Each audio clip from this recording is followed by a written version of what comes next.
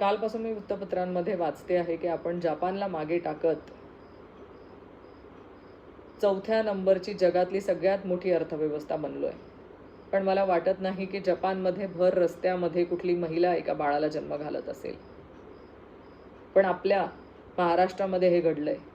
महाराष्ट्रातल्या जळगाव जिल्ह्यातल्या चोपडा तालुक्यातल्या बोरमळी ह्या गावी एका महिलेने भर रस्त्यामध्ये एका बाळाला जन्म दिलाय.